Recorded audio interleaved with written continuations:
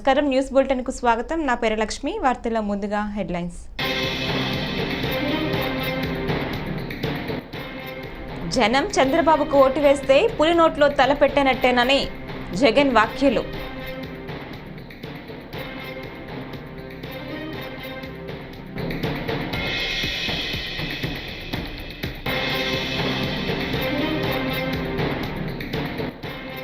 YS పాలనతో Jagan పాలనకు పోలికే లేదన్న షర్మిల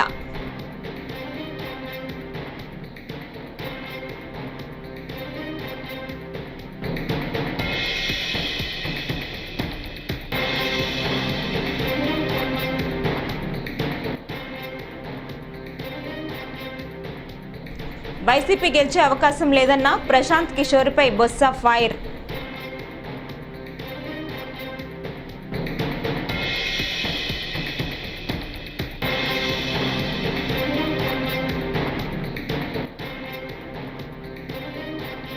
జనసేనకు పోతిన వెంకట మహేష్ గుడ్ బై పవన్ పై ఘాటు విమర్శలు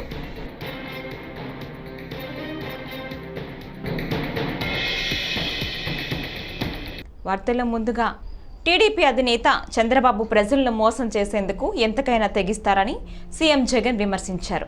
చంద్రబాబులా తాను అబద్ధాలు చెప్పలేనని అన్నారు. 3,000 పెన్షన్లు ఇస్తున్న రాష్ట్రం దేశంలో మనదేనని చెప్పారు. నెలకు 2,000 కోట్లు పైగా పెన్షన్లు ఇస్తున్నామని తెలిపారు. ఓట్ల కోసం ఎంతకైనా ఇస్తానని చంద్రబాబు అంటారని రంగురంగుల హామీలతో వస్తున్న చంద్రబాబును నమ్మొద్దని చెప్పారు. ప్రకాశం జిల్లా వెంకటాచలంపల్లిలో ప్రజలతో నిర్వహించిన ముఖాముఖి కార్యక్రమంలో జగన్ మాట్లాడుతూ ఈ వ్యాఖ్యలు చేశారు. సూపర్ 6, సూపర్ 7 అంటున్న బాబు మాటలను నమ్మొద్దని జగన్ అన్నారు. రాజకీయాలు ఇప్పుడు పాతాళానికి వెళ్లిపోయాయని, విలువలేని విశ్వసనీయత లేని రాజకీయాలు వచ్చాయని అన్నారు.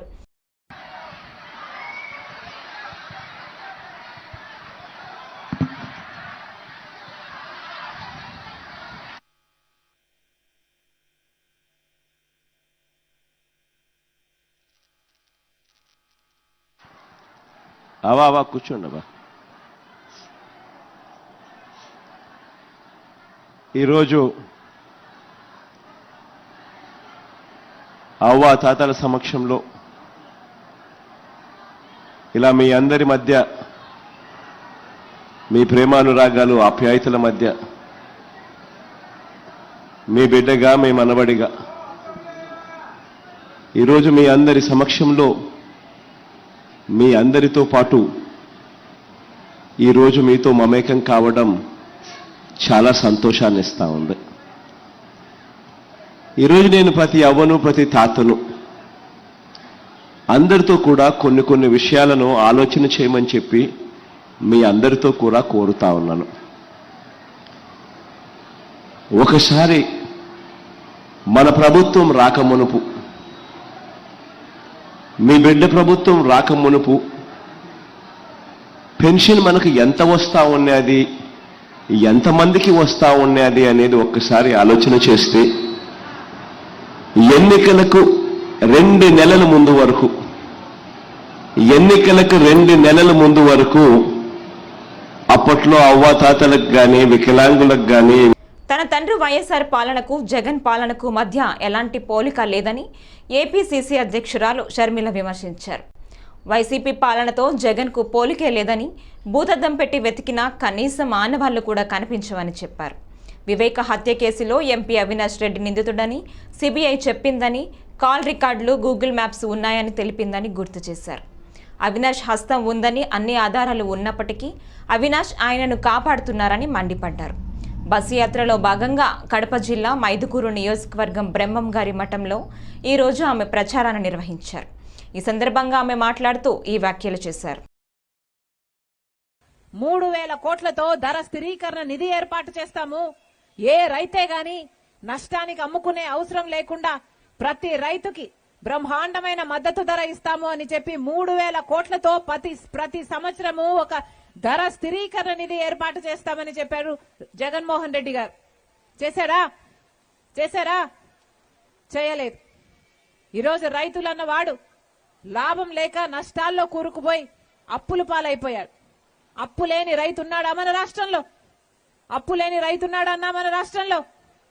మొత్తం అందరము నాశనం అయిపోయారు. ఆలోచన చేయండి. ఆ రోజు రాజశేఖర రెడ్డి గారి కొడుకు జగన్మోహన్ రెడ్డి గారు చెప్పిన మాట 4,000 కోట్లతో పంట నష్టపోతే, వరదొచ్చో కరువొచ్చో పంట నష్టపోతే ఒక నిధి ఏర్పాటు చేస్తాము, ఏ రైతు నష్టపోయినా ఆ నిధిలో నుంచి డబ్బులు ఇస్తాము అని చెప్పారు జగన్మోహన్ రెడ్డి గారు. ఎంతమంది పంట నష్టపోతే ఎంతమందికి డబ్బులు ఇచ్చింది ఈ ప్రభుత్వం? వైసీపీ ప్రభుత్వం ఎవరికీ డబ్బులు ఇవ్వలేదు. అసలు రైతులు నష్టపోతున్నాము, ఆత్మహత్యలు చేసుకుంటున్నాము అని గోలు పెట్టినా పట్టించుకొని ప్రభుత్వము జగన్మోహన్ రెడ్డి గారి ప్రభుత్వంలా తయారైంది.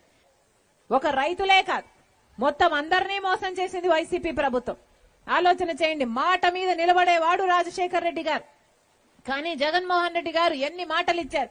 మేనిఫెస్టోలో పూర్తి మద్యపాన నిషేధం అన్నాడు. అక్క చెల్లెలందరూ, నా అక్క చెల్లెలు మీకు మాటిస్తున్నాను, పూర్తి మద్యపాన నిషేధం చేయకపోతే అసలు ఎన్నికల్లో ఓట్లు కూడా అడగను అన్నాడు జగన్మోహన్ రెడ్డి గారు. గుర్తుందమ్మా? మేనిఫెస్టో అంటే నాకు భగవద్గీత. ఆంధ్రప్రదేశ్ అసెంబ్లీ ఎన్నికల్లో పోటీ చేయాలని భావించిన పార్టీ టికెట్ ఇవ్వకపోవడంతో జనసేన నేత పోతిన మహేష్ ఆ పార్టీకి రాజీనామా చేశారు.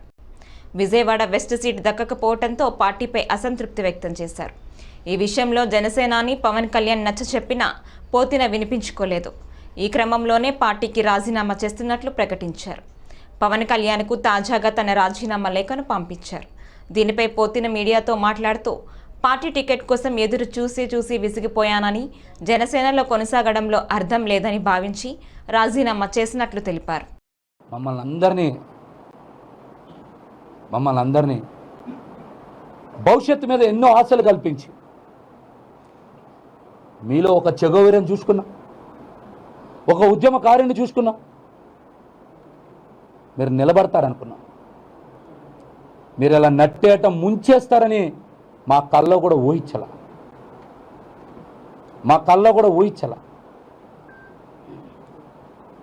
యువత భవిష్యత్తుకి మీరు అండగా నిలబడతారనుకున్నాం. మా కళల్ని ఇలా కాల రాసేస్తారని తెలిస్తే మీతో ఎందుకుంటాం?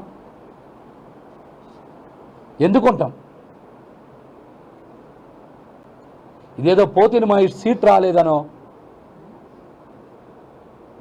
ఆవేదనతోనో మాట్లాడట్లా. నేను చెప్పే ప్రతి మాట కూడా నిజం. నేను చెప్పే ప్రతి మాట మీరు విశ్లేషణ చెయ్యండి. నా మీద సాయంత్రం నుంచో రేపటి నుంచో చాలామంది ప్రెస్ మీట్లు పెట్టచ్చు, ఇష్టానుసారం మాట్లాడచ్చు. ఇంకా మాట్లాడతా. నాదెండ్ల మనోహర్ లాంటి వ్యక్తి పశ్చిమ నియోజకవర్గంలో ఎవరెవరితో ప్రెస్ మీట్లు పెట్టిస్తున్నారో తెలుసు. వస్తా, తెనాలి పెడతా, అక్కడే ప్రెస్ మీట్, అక్కడే మాట్లాడతా. చాలా వాస్తవాలు ఇంకా ఉన్నాయి, బయట పెడతా. అవలా ఇంకా ఈ ఎన్నికల్లో వైసీపీ మళ్లీ గెలవటం అసాధ్యమని ప్రముఖ ఎన్నికల వ్యూహకర్త ప్రశాంత్ కిషోర్ సంచలన వ్యాఖ్యలు చేసిన సంగతి తెలిసిందే. ఎన్నికలకు సమయం దగ్గర పడుతున్న తరుణంలో ఆయన చేసిన వ్యాఖ్యలు వైసీపీ శిబిరాన్ని ఆగ్రహానికి గురిచేశాయి. తాజాగా ఏపీ మంత్రి బొత్స సత్యనారాయణ మాట్లాడుతూ పీకేపై తీవ్ర ఆగ్రహం వ్యక్తం చేశారు. టీడీపీ అధినేత చంద్రబాబు కోసం ఏపీ రాజకీయాల గురించి ప్రశాంత్ కిషోర్ మాట్లాడుతున్నారని విమర్శించారు. విశాఖలో వీడియోతో మాట్లాడుతూ ఆయన ఈ వ్యాఖ్యలు చేశారు. అగ్రికల్చర్లో కానీ హెల్త్ సంబంధించిన విషయాల్లో కానీ తీసుకున్న ఏవైతే అంశాలు ఉన్నాయో దాని నుంచి ఈ ఆంధ్ర రాష్ట్రం ముందంజలోకి వెళ్ళడానికి అవకాశం అయింది. దురదృష్టం పేపర్లో చూశాను, ప్రశాంత్ కిషోర్ అనే వ్యక్తి ఏం మాట్లాడుతున్నాడో నాకైతే అర్థమవట్లేదు. జగన్మోహన్ రెడ్డి లీడర్, ఆయన లీడర్కి వాట్ ఈస్ ప్రశాంత్ కిషోర్ సమాధానం చెప్పు. నేను చెప్తాను. లీడర్ అంటే ఒక ఆలోచనతో, దీర్ఘకాలమైన వ్యూహాలతో ఏదైనా ప్రజలకు సంబంధించిన అంశాన్ని దాన్ని ఆలోచన చేసుకుని రిఫార్మ్స్ తీసుకొచ్చి దాన్ని సస్టైన్ చేసేవాడు లీడర్. ఇవాళ చేస్తుంది జగన్మోహన్ రెడ్డి గారు చేస్తుంది అది. సిటీ కార్యాలయంలో దగ్ధం చేసింది హెరిటేజ్ డాక్యుమెంట్లు కాదని వేస్ట్ పేపర్స్ని దగ్ధం చేశామంటూ సిట్ అధికారులు ఇచ్చిన వివరణపై టీడీపీ నేత పట్టాభి మండిపడ్డారు. సోమవారం మీడియాతో మాట్లాడుతూ సిట్ అధికారులు ఇచ్చిన వివరణకు ఎటువంటి పొంతన లేదన్నారు. వారు చేసిన తప్పును కప్పిపుచ్చుకునేందుకు 100 తప్పులు చేస్తున్నారని విమర్శించారు. ఖచ్చితంగా దీనికి సిట్ అధికారులు బాధ్యత వహించాల్సి ఉంటుందన్నారు. డాక్యుమెంట్లు హెరిటేజ్ సంస్థకి చెందినటువంటి కొన్ని కీలకమైనటువంటి డాక్యుమెంట్లని ఇతర కాగితాలని తగలబెడుతూ అక్కడ ఉన్నటువంటి అధికారులు మీడియా సాక్షిగా రెడ్ హ్యాండెడ్గా దొరికిపోవటం జరిగింది. సాక్షాత్తు కొల్లి రఘురామరెడ్డి అధిపతిగా ఉన్నటువంటి సెట్ ఆ కార్యాలయం బయట కట్టలు డాక్యుమెంట్స్ని బయటకు తీసుకొచ్చి తగలబెడుతూ మీడియా సాక్షిగా దొరికిపోయారు. ఇవాళ దానికి సంబంధించినటువంటి వీడియోలు ప్రపంచం మొత్తం కూడా చూస్తూ ఉన్నారు. పూర్తిగా ఆ వీడియోలన్నీ కూడా వైరల్ అవటం జరిగింది. ప్రపంచం మొత్తం నిర్ఘాంతపై చూస్తూ ఉన్నారు. సిట్ కార్యాలయం బయట ఫైళ్లు తగలబెట్టేటటువంటి కార్యక్రమం, వీళ్ళు సృష్టించినటువంటి తప్పుడు డాక్యుమెంట్స్, ఫేక్ డాక్యుమెంట్స్, తప్పుడు సాక్ష్యాలని ఏ విధంగా రూపుమాపుతూ ఉన్నారో, ఏ విధంగా వాటిని భూస్థాపితం చేస్తూ ఉన్నారో, ఏ విధంగా తగలబెడుతూ ఉన్నారో ఇవాళ ప్రపంచం మొత్తం చూసింది, మీడియా చూసింది. ఇవాళ ప్రపంచం మొత్తం కూడా రాష్ట్రంలో ఉన్నటువంటి ప్రజలందరూ కూడా ప్రశ్నిస్తూ ఉన్నారు. ఈ రాష్ట్ర ప్రభుత్వాన్ని, రాష్ట్ర డీజీపీని, అదేవిధంగా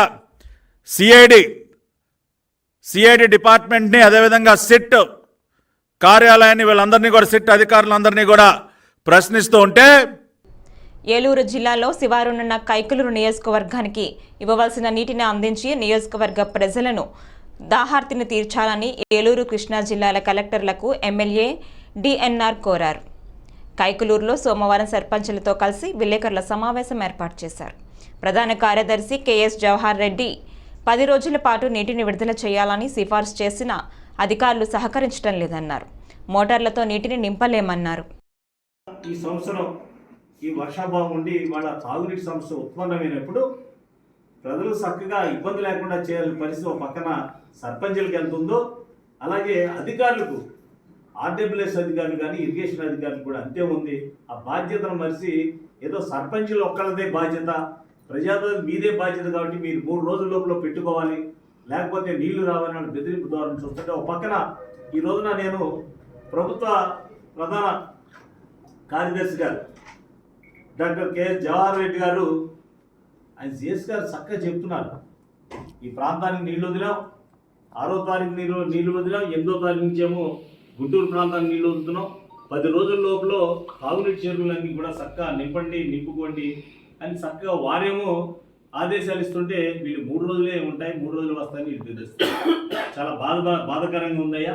కలెక్టర్ గారికి మేము ప్రత్యేకంగా విన్నవించుకుంటున్నాం. ఎందుకంటే ఆఖరికి మీడియా వారిని కూడా పిలిపించుకుని మీడియా వారు మా అభ్యర్థులను ప్రభుత్వ దృష్టికి తీసుకెళ్ళి, అలాగే ప్రత్యేకంగా కలెక్టర్ గారి దృష్టికి తీసుకెళ్తేనే కానీ మా కలెక్టర్ గారు ఈ యొక్క అధికారులను మీ బాధ్యతను మరిచి మీరు వ్యవహరిస్తున్నారు, బాధ్యతగా అందరూ.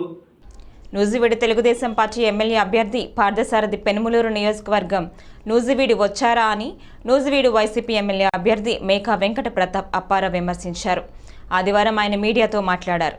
నూజివీడులో తొడగొట్టి చెబుతున్నా మీరు నూజివీడులో గెలవలేరని ఆయన సవాల్ విసిరారు. పెనుమలూరులో మీరు చేసిన పనులన్నీ మాకు రోజు ఫోన్లు వస్తున్నాయని ఆరోపించారు. అసెంబ్లీ పరిస్థితి ఏంటో చూడండి, ఇవన్నీ ఆ నీళ్లు కారిపోవడం ఏంటో చూడండి.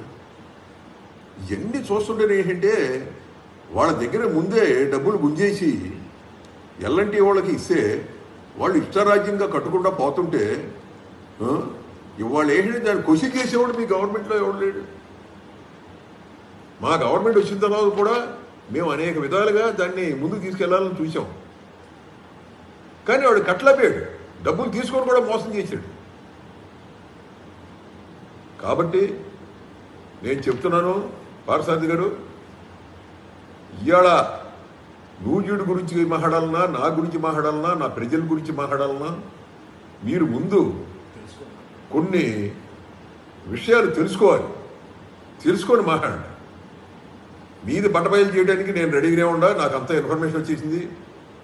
మీ పెనమలూరు సోదరులు, ఉయ్యూరు సోదరులు అందరూ కూడానేమో నాకు ఫోన్లు రోజు చేసి కూడా ఇదిగో ఈ విధంగా ఉంది, ఈ విధంగా ఉందని చెప్పేసి చెప్పడం జరుగుతుంది. ఇంత బాగోతం జరిగిందా అని నేనే నిశ్చేష్టుడు అయిపోయా. ఆ ప్రాంతంలో ఇంత బాగోతం జరిగిందా అని. నువ్వు వచ్చి నువ్వు ముంచేయాలని చూస్తున్నావు. నువ్వు గెలవలేవులే, నాకు ఆ సంగతి తెలుసు, నువ్వు గెలవలేవు. కానీ నేను ఛాలెంజ్ చేస్తున్నాను. మళ్ళీ నువ్వు ఇటువంటి ఛాలెంజ్లు కన్నా విసిరితే నేను మళ్ళీ ఖచ్చితంగా తొడగొడతాను అని చెప్పేసి నీకు నేను చెప్తున్నాను. ముఖ్యంగా తాడిపత్రిపట్నంలోని జయనగర్ కాలనీలో ఉన్న ఓ బట్టల షాపులో 12 చీరల దొంగతనం చేసిన 5 మహిళలను పోలీసులు అరెస్టు చేశారు. షాపు ఓనర్ కిషోర్ కుమార్ రెడ్డిని మహిళలు చీరలు కొనడానికి వచ్చి ఓనర్పై డైవర్ట్ చేసి 12 చీరలను ఎత్తుకొని వెళ్లారు. ఇది గమనించిన ఓనర్ పోలీసులకు ఫిర్యాదు చేయడంతో పోలీసులు సంఘటనా స్థలంలోని సీసీ కెమెరాలను పరిశీలించి కర్నూలు జిల్లా కేంద్రానికి చెందిన 5 మంది మహిళలను అదుపులోకి తీసుకొని వారి వద్ద నుంచి 12 చీరలను స్వాధీనం చేసుకుని కేసు నమోదు చేసినట్లు సిఐ మురళీకృష్ణ తెలిపారు.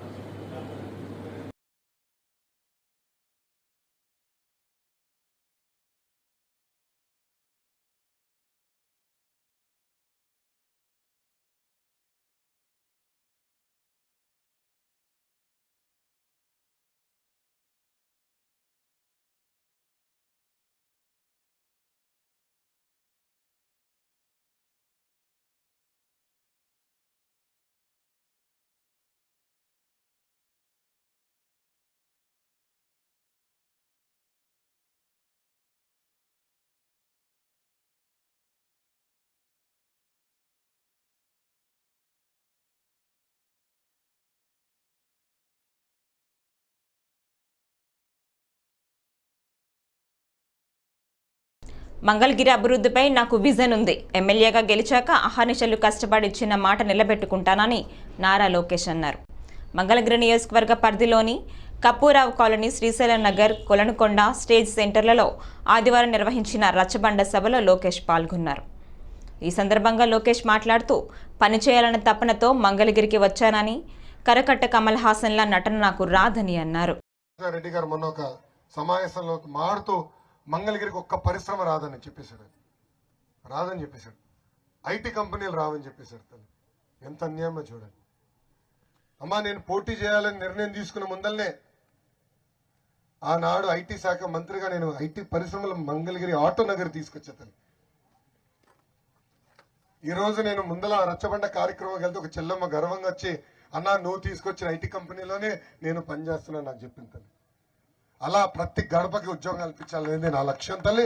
పరిశ్రమలు తీసుకొస్తా, స్థానికులకు ఉద్యోగాలు కల్పిస్తాను. అనేక హామీలు ఇచ్చాడు. అధికారులకు వచ్చిన తర్వాత కంపడు.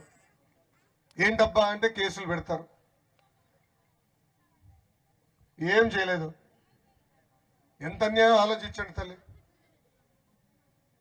అంతెందుకమ్మా, నా పాదయాత్ర, యోగాలం పాదయాత్ర 3000 కిలోమీటర్లు మైలురాయి దాటిన రోజు నాకు మెసేజ్ వచ్చింది, ఆళ్ళ రామకృష్ణారెడ్డి గారు రాజీనామా చేశారని. దాని తర్వాత వీడియో వచ్చింది. మీకు అంత అదృష్టం లేదబ్బా, మనకంత అదృష్టం లేదు. చెప్తా, రాజీనామా చేసినట్టు నటించాడు తల్లి. చెప్తా స్టోరీ. దాని తర్వాత వీడియో వచ్చింది తల్లి. ఈయన ఆవేశంగా ఆఫీస్కి వెళ్ళాడు. ముఖ్యమంత్రి గారు 1200 కోట్ల రూపాయలు నిధులు కేటాయిస్తున్నారు, 12 కోట్ల రూపాయలు కూడా ఇవ్వలేదు, అందుకే రాజీనామా చేస్తున్నా అని చెప్పాడు తను. రెండోది, ఇంటి పట్టాలు అందిస్తా ఉన్నాం, ఇవ్వలేకపోతున్నాం, అందుకే రాజీనామా చేస్తున్నా అన్నాడు. ఏకంగా ఆయన మంత్రి చేస్తున్నారు, నేను మంత్రి కూడా అవ్వలేదని రాజీనామా చేశాడు తల్లి. 2 నెలలు జంప్, ఎవరికి కంపడలా. మళ్ళీ ఏమైందో తెలియదు, ఎవరికి డబ్బులు వచ్చినాయో తెలియదు తల్లి. మళ్ళీ ఇప్పుడు వచ్చాడు, చల్లమని తొడుకుంటా వస్తాడు. ఎంత అన్యాయం చూడండి తల్లి. ఎమ్మెల్యే పదవికి చేయాల, కాగితం ఇచ్చాడు అంతే. ఇప్పుడు కూడా ఎమ్మెల్యే అయినా రేపు వస్తాడు తల్లి, మన వీధిలో నడుస్తాడేమో, దయచేసి నిలదీసి అడగాలి తల్లి. 10 సంవత్సరాలు మీకు అవకాశం ఇచ్చారు, మీరు ఏం చేశారని దయచేసి అడగండి తల్లి. వదిలిపెట్టదు తల్లి. ఆ కరకట కమలాసన్ నటన నమ్మదు తల్లి. ఒక పట్టుదలతో నేను వచ్చిన, నన్ను ఆశీర్వదించండి, దీవించండి. తప్పనిసరిగా ఇచ్చిన ప్రతి హామీ నేను నిలబెట్టుకుంటానని ఈ సభాముఖం మీకు తెలుపుతున్నాను. పలమనేరు మండలంలోని కాలువపల్లె వద్ద ఒంటరి ఏనుగు ఆదివారం హల్చల్ చేసింది. వేసవి తాపానికి రోడ్డు పక్కనే గల చెరువులోనికి నీటి కుంటలో కాసేపు సేద తీరింది. ఒంటరి ఏనుగును చూసి చుట్టుపక్కల గ్రామస్తులు భయభ్రాంతులకు గురయ్యారు.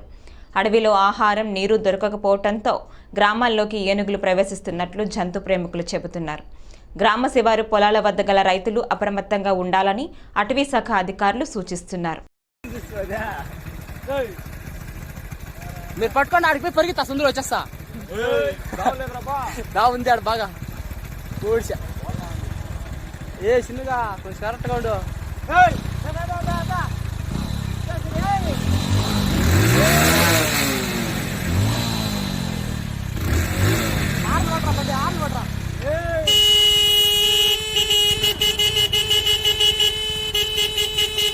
మధ్య కూడా లేదు రే దానికి.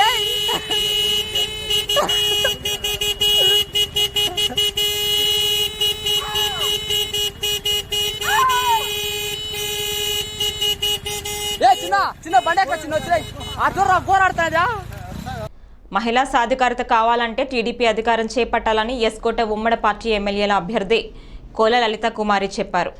ఎస్కోటలో సోమవారం మండల పార్టీ అధ్యక్షులు జిఎస్ నాయుడు ఆధ్వర్యంలో జరిగిన జయహో బీసీ కార్యక్రమంలో ఆమె పాల్గొన్నారు.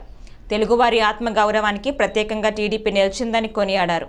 బీసీల అభివృద్ధి సంక్షేమమే టీడీపీ లక్ష్యమన్నారు. వచ్చే ఎన్నికల్లో టీడీపీని గెలిపించాలని కోరారు. అనేక సంక్షేమ కార్యక్రమాలకు మనకి రూపకల్పన చేశాడు. డ్వాక్రా సంఘాలను ఏర్పాటు చేసి మహిళలకి ఆర్థికంగా నిలదొక్కోవాలని చెప్పి ముందుకు నడిపించింది మన చంద్రన్న. ఏమ్మా, అన్ని వర్గాలతో పాటు బీసీ వర్గాలు కూడా బాగుండాలని దీపం పథకం ద్వారా గ్యాస్ పొయ్యిలు కనెక్షన్స్ ఇచ్చింది